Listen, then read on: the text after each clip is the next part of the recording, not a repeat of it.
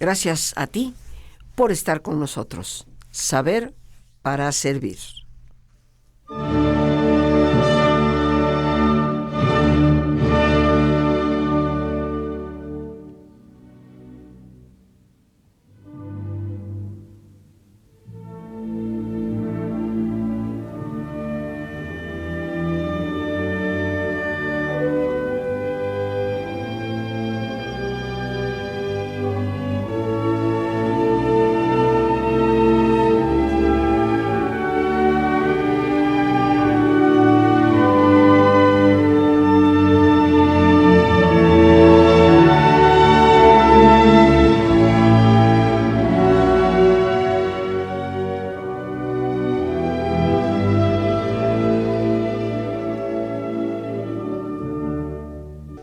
Continuamos, queridos amigos, en esta Semana Mayor. El día de hoy estamos acompañados por esta música de Beethoven, su Misa en Re mayor, y que nos acompaña en este tema de la misericordia, al cual hemos querido dedicar precisamente toda esta semana, respetando esa tradición de nuestro programa de hacer de los programas de Semana Santa una reflexión más profunda sobre esos valores que atañen a la vida, y sin lugar a dudas que la misericordia es uno de ellos, y uno muy fundamental. El día de ayer, el lunes, pues ya compartíamos, entresacando de las palabras del Papa Francisco en su bula titulada Misericordia Vultus, que quiere decir el rostro de la misericordia. Y hoy continuamos con algunos de los textos del Santo Padre, para ya después ir entrando en nuestras reflexiones personales sobre el sentido de la misericordia en nuestra vida cotidiana, en lo que debe realmente significar. Pero entresacando de esta bula papal, Francisco nos dice: la palabra del perdón pueda llegar a todos, y la llamada a experimentar la misericordia no deje a ninguno indiferente. Mi invitación a la conversión se dirige con mayor insistencia a aquellas personas que se encuentran lejanas de la gracia de Dios debido a su conducta de vida. Recordando, queridos amigos, para hacer un comentario sobre este primer texto, número 19 de la bula papal, recordando que la conversión no se refiere nunca a cambios de religiones, de uno para otro o del otro para el uno, sino a ese cambio interno que debe darse en nosotros de absoluta certeza de la presencia de Dios, de la realidad de Dios en nuestras vidas. Añade el Papa: pienso en modo particular a los hombres y mujeres que pertenecen a algún grupo criminal, cualquiera que éste sea. Por vuestro bien os pido cambiar de vida. Os lo pido en el nombre del Hijo de Dios, que si bien combate el pecado, nunca rechaza a ningún pecador. No caigáis en la terrible trampa de pensar que la vida depende del dinero y que ante él todo el resto se vuelve carente de valor y dignidad. Es solo una ilusión. No llevamos el dinero con nosotros al más allá. El dinero no nos da la verdadera felicidad. La violencia usada para amasar fortunas que escurren sangre no convierte a nadie en poderoso ni inmortal.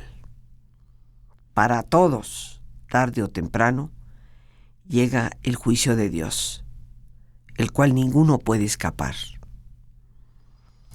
Qué llamada, queridos amigos, tan importante a tantísimas personas involucradas en este negocio sucio que precisamente mata y destruye sin misericordia, porque bien lo hemos visto en las noticias, en los medios de comunicación tan diversos que tenemos, cadáveres colgados de los puentes, bolsas encontradas con restos descarnizados de personas. ¿Hasta dónde hemos perdido la capacidad de ser medianamente misericordiosos? ¿Qué pasaría si en nuestro país estas personas involucradas en estos negocios turbios tuvieran esa conversión? Pero no nos equivoquemos, queridos amigos. No solo es el sicario que asesina y destaza cuerpos, el que está involucrado en ese negocio y que requiere de un cambio para su vida. Son todas las personas alrededor, el narcomenudista, el que se acerca a una escuela para tratar de inducir a los niños, el que arropa y protege a los que secuestran para sacar dinero en el negocio turbio en el que viven. Si nos ponemos a pensar en cada uno de nuestros actos, hay muchos de nosotros que, como diría el Chapulín Colorado, sin querer queriendo, estamos involucrados y se nos está llamando a un cambio, a un acto de conversión. Añade el Santo Padre, la misma llamada llegue también a todas las personas promotoras o cómplices de corrupción. Esta llaga putrefacta, vaya nombre que le ha dado su santidad a lo que es la corrupción. Llaga putrefacta. Pues esta llaga putrefacta de la sociedad es un grave pecado que grita hacia el cielo, pues mina desde sus fundamentos la vida personal y social. La corrupción impide mirar el futuro con esperanza, porque con su prepotencia y avidez destruye los proyectos de los débiles y oprime a los más pobres. Es un mal que se anida en gestos cotidianos para expandirse luego en escándalos públicos. La corrupción es una obstinación en el pecado que pretende sustituir a Dios con la ilusión del dinero como forma de poder. Es una obra de las tinieblas, sostenida por la sospecha y la intriga. Corruptio optimi pessima, decía con razón San Gregorio Magno, para indicar que ninguno puede sentirse inmune de esta tentación, para erradicarla de la vida personal y social con necesarias prudencia, vigilancia, lealtad, transparencia, unidas al coraje de la denuncia. Si no se la combate abiertamente, tarde o temprano busca cómplices y destruye la existencia. Necesitamos urgentemente un cambio, queridos amigos. Eso creo que tú y yo lo vemos como algo innegable. Y necesitamos sentirnos tocados por esa misericordia de Dios que siempre nos acoge y siempre nos invita al cambio para ser más felices. Dice el Papa, este es el tiempo oportuno para cambiar de vida. Este es el tiempo para dejarse tocar el corazón. Es el momento de escuchar el llanto de todas las personas inocentes, depredadas de los bienes, la dignidad, los afectos, la vida misma. Permanecer en el camino del mal es solo fuente de ilusión y de tristeza. La verdadera vida es algo bien distinto. Dios, Él no se cansa de tender la mano, está dispuesto a escuchar. Y también yo lo estoy, al igual que mis hermanos. Basta solamente que acojáis la llamada a la conversión y os sometáis a la justicia mientras la Iglesia os ofrece misericordia. ¿Qué valor se necesita, queridos amigos, para reconocer nuestros errores? Para realmente convertirnos al bien, que de eso se trata la conversión. Pero el llamado es de urgencia. Esta es una semana tal vez importante para reflexionar hacia dónde nos dirigimos si no cambiamos. ¿Qué estamos esperando? ¿Tocar realmente el fondo más pútrido, más maloliente y más profundo para de ahí tratar de volvernos a levantar? ¿O empezar el cambio ya mismo para impedir esa caída tan brutal, tan terriblemente dolorosa e irreparable? Añade el Papa Francisco en el número 20 de su bula: no será inútil en este contexto recordar la relación existente entre justicia y misericordia. No son dos momentos contrastantes entre sí, sino dos dimensiones de una única realidad que se desarrolla progresivamente hasta alcanzar su ápice en la plenitud del amor. La justicia es un concepto fundamental para la sociedad civil, cuando normalmente se hace referencia a un orden jurídico a través del cual se aplica la ley. Con la justicia se entiende también que a cada uno se debe dar lo que le es debido. En la Biblia muchas veces se hace referencia a la justicia divina y a Dios como juez. Generalmente es entendida como la observación integral de la ley y como el comportamiento de todo buen israelita conforme a los mandamientos dados por Dios. Esta visión, sin embargo, ha conducido no pocas veces a caer en el legalismo, falsificando su sentido originario y oscureciendo el profundo valor que la justicia tiene. Para superar esa perspectiva legalista, sería necesario recordar que en la Sagrada Escritura la justicia es concebida especialmente como un abandonarse confiado en la voluntad de Dios. Jesús habla muchas veces de la importancia de la fe, más bien que de la observancia de la ley. Comprender, queridos amigos, en un país donde hace tanta falta la misericordia, es comprender también que hace falta la justicia.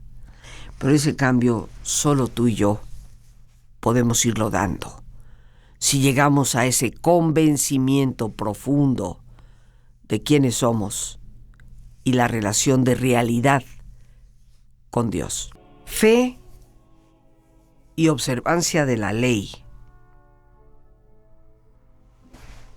En ese sentido debemos comprender, nos dice su santidad el Papa, las palabras de Jesús cuando, estando a la mesa con Mateo y otros publicanos y pecadores, dice a los fariseos que le replicaban: vayan y aprendan qué significa: yo quiero misericordia y no sacrificios, porque yo no he venido a llamar a los justos, sino a los pecadores, como nos apunta el apóstol Mateo 9:13.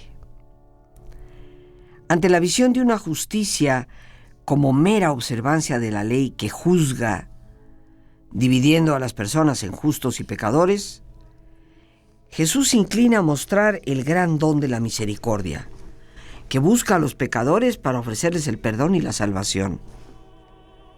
Se comprende por qué, en presencia de una perspectiva tan liberadora y fuente de renovación, Jesús haya sido rechazado por los fariseos y por los doctores de la ley. Y fariseos, queridos amigos, existen en todas las religiones. Gente cerrada, rígida, fundamentalista, que no da pie realmente a esa apertura que debe ser misericordiosa. Esos fariseos, esos doctores de la ley, para ser fieles a la ley, ponían solo peso sobre las espaldas de las personas, pero así frustraban la misericordia de Dios. El reclamo a observar la ley no puede obstaculizar la atención a las necesidades que tocan la dignidad de las personas.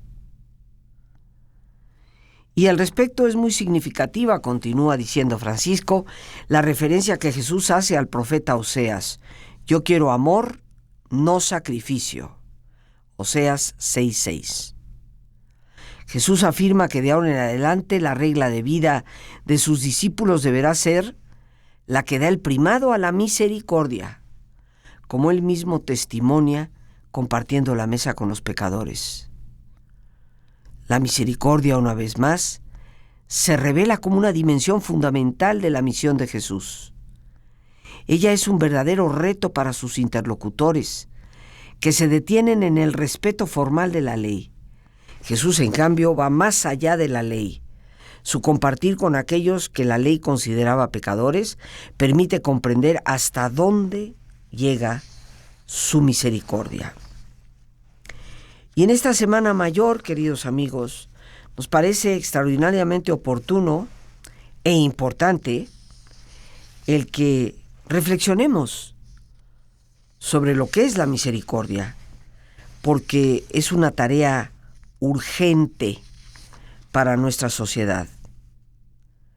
La misericordia posee, como nos dice el Papa Francisco, un valor que sobrepasa los confines de la Iglesia. La misericordia es la que nos relaciona con el judaísmo y el islam, que la consideran uno de los atributos más calificativos de Dios. Israel primero que todo, puesto que recibió esta revelación, que permanece en la historia como el comienzo de una riqueza inconmensurable de ofrecer a la entera humanidad. Dice el Papa, como hemos visto, las páginas del Antiguo Testamento están entretejidas de misericordia, porque narran las obras que el Señor ha realizado en favor de su pueblo, en los momentos más difíciles de su historia. El Islam, por su parte, entre los nombres que le atribuye al Creador, está el de misericordioso y clemente. Esta invocación aparece con frecuencia en los labios de los fieles musulmanes, que se sienten acompañados y sostenidos por la misericordia en su cotidiana debilidad. También ellos creen que nadie puede limitar la misericordia divina, porque sus puertas están siempre abiertas. Y cuando vemos cómo compartimos este valor supremo de misericordia con las religiones hermanas como el judaísmo y el islam, nos preguntamos, ¿cómo es posible tanta violencia? ¿Cómo es posible que si el islam llama a Dios misericordioso y clemente, ejecute de la manera que lo hace, genere actos de terrorismo contra inocentes? En el fondo, queridos amigos, es preguntarnos a nosotros mismos, también como cristianos o católicos, ¿cómo es posible que en una sociedad que dice creer en Dios se den los actos de corrupción que se dan? Se den los actos de criminalidad que se dan.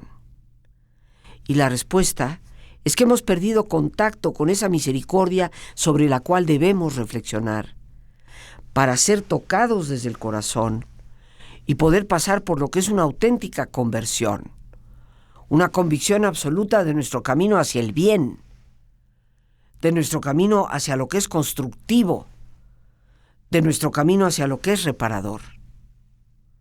En esta Semana Mayor, que reflexionamos ciertamente sobre la vida de Jesús, sobre su pasión, muerte y resurrección, tendríamos que reflexionar sobre la propia muerte que nos estamos infringiendo y sobre la posibilidad de renovarnos. Pero en todo ello, la misericordia ciertamente estará jugando un papel definitivo. Un papel que nos haga exponernos a nosotros mismos a un verdadero cambio desde lo más profundo de nuestro ser. Solo así cambiará nuestra sociedad. Porque ante la queja que todos hacemos de una sociedad inmisericorde, en su corrupción, en su criminalidad, en sus abusos, en su impunidad, tenemos que encontrar respuestas. Y las respuestas no van a venir de fuera, ni nos van a caer por la chimenea. Tendremos que hacer un trabajo personal. Reflexionar sobre la vida de Jesús en esta semana es reflexionar sobre su mensaje, sobre lo que realmente quiso que nosotros captáramos y emuláramos, o sea, imitáramos de Él. Porque en el fondo vino a enseñarnos cómo vivir para alcanzar la plenitud. ¿Qué es la misericordia? Y ya saliéndonos de un documento papal, vamos a ver tú y yo ahora, ya no desde las palabras del Papa, sino de nuestro propio idioma y nuestra propia reflexión conjunta, tuya y mía, ¿qué es la misericordia? Y vamos a empezar por ver qué nos dice el diccionario de la Real Academia del Idioma. Y nos habla así de la misericordia: virtud que inclina el ánimo a compadecerse de los trabajos y miserias ajenas. Inclina, por lo tanto, queridos amigos, la misericordia, nuestra conciencia, a tener consideración de los esfuerzos y las necesidades de otras personas. Si realmente tuviéramos misericordia, seríamos incapaces de actos de corrupción, porque estamos depredando sobre los bienes de otros, que favorecen a otros. De acuerdo a María Moliner, el diccionario de María Moliner, que yo en lo personal considero es posiblemente el más completo de nuestro idioma, Diccionario de la Lengua de María Moliner, define a la misericordia como un sentimiento de pena por los que sufren, que impulsa a ayudarles o aliviarles. Por lo tanto, no podemos decir, queridos amigos, que tenemos misericordia en nuestra vida, en nuestro corazón, en nuestra persona, si no tenemos ese impulso de ayudar, de aliviar en el otro el dolor que vemos. Moliner, en su diccionario, también define la misericordia como compasión. Es un sentimiento que impulsa a ser benévolo en el castigo. Y cuando hablábamos precisamente hace unos momentos sobre justicia y misericordia, estaremos todos de acuerdo que la justicia debe practicarse, pero no con saña, no con afán de venganza. Una persona que te roba, que te defrauda, que te engaña, que abusa de tu confianza, debe asumir la consecuencia de sus actos. En tu corazón no debe de estar el afán de verle tras las rejas, sino el afán de que repare el daño, lo reconozca, pida perdón y pague lo que debe, asumiendo las consecuencias de los actos que ha cometido. Aplicar la justicia, pero no con ese anhelo de venganza tan destructivo. Y eso sería la parte benevolente de un castigo. Compasión. Compasión que tantas veces en nuestros programas la hemos definido como apasionarte con el otro.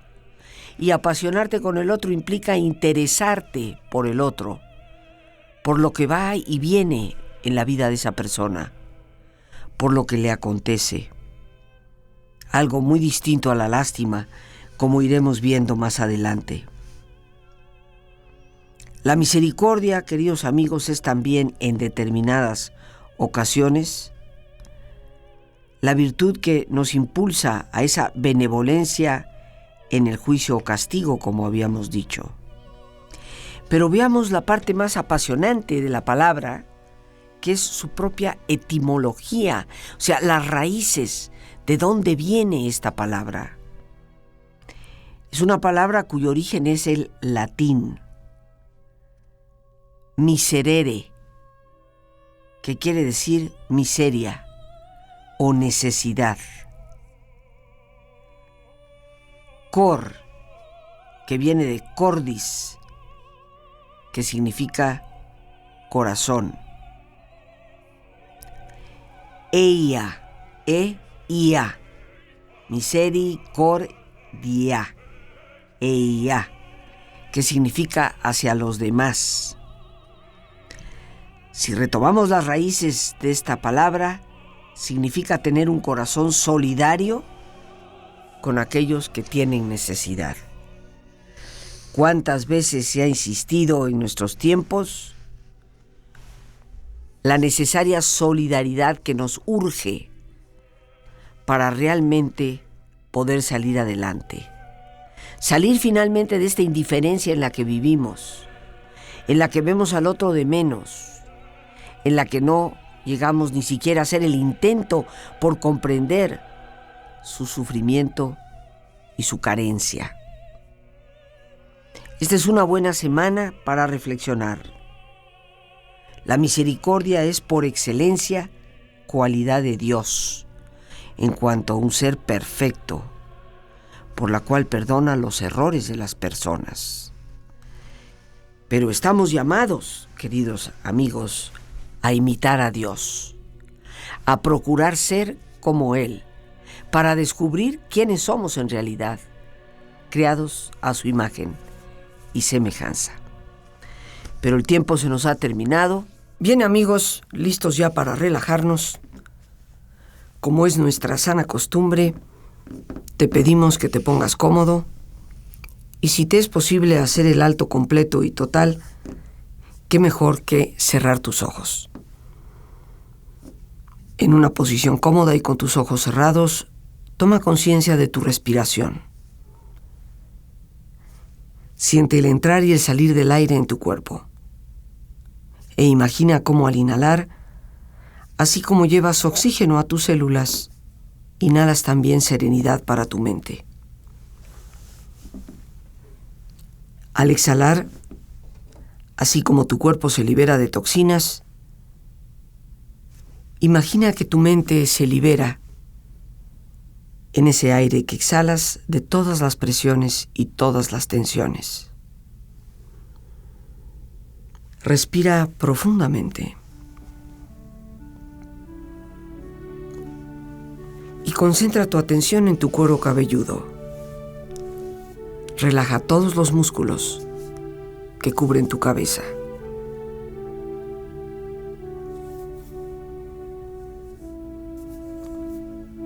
Relaja tu frente, tus párpados, tus mejillas, toda la piel que cubre tu cara.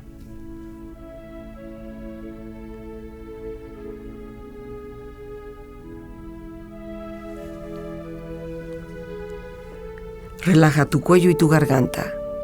Siente su flexibilidad, equilibrio, balance.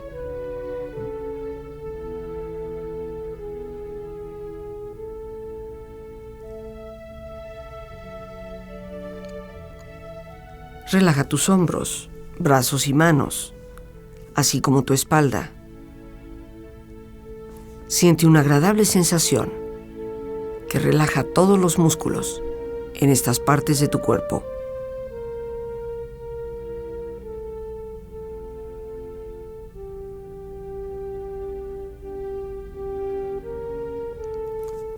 Relaja tu pecho, exterior e interiormente,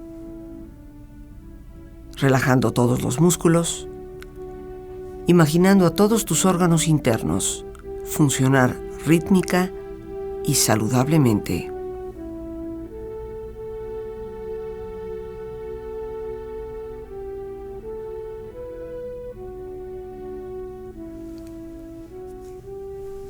Relaja tu abdomen, exterior e interiormente, aflojando todos los músculos, imaginando todos tus órganos internos funcionar rítmica y saludablemente.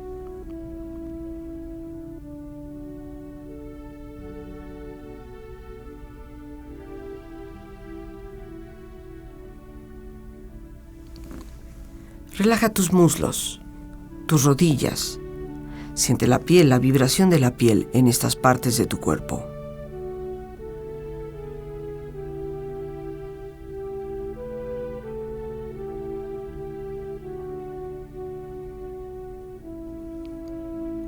Relaja tus pantorrillas y tus pies.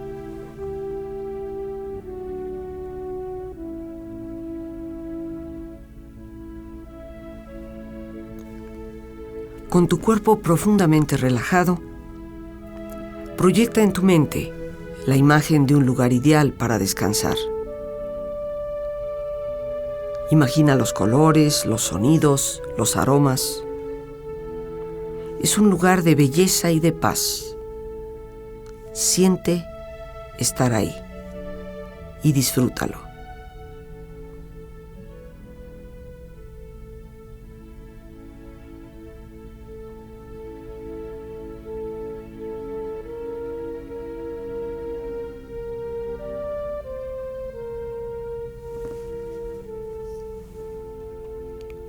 Con tu cuerpo relajado y tu mente serena, reflexiona.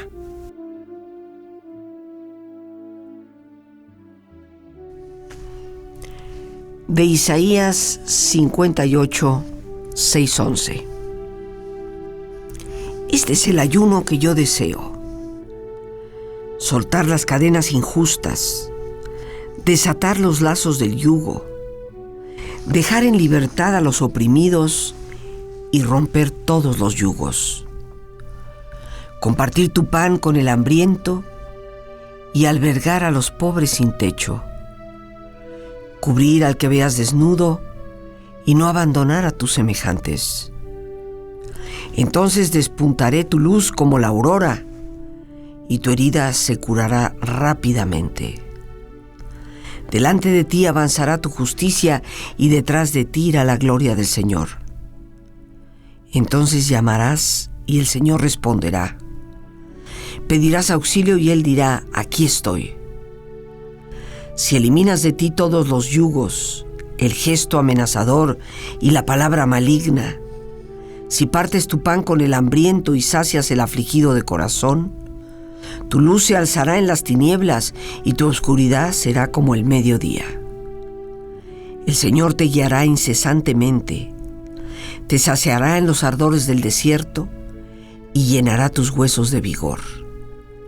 Tú serás como un jardín bien regado, como una vertiente de agua cuyas aguas nunca se agotan.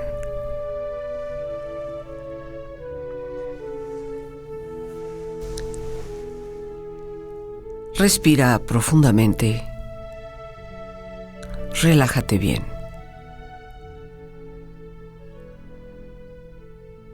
Y con esta experiencia, empieza lentamente a estirar tus brazos, manos, piernas y pies, moviendo tu cuello, bostezando si lo deseas, haciendo que tu cuerpo retome su nivel de actividad habitual, hasta muy lentamente abrir tus ojos.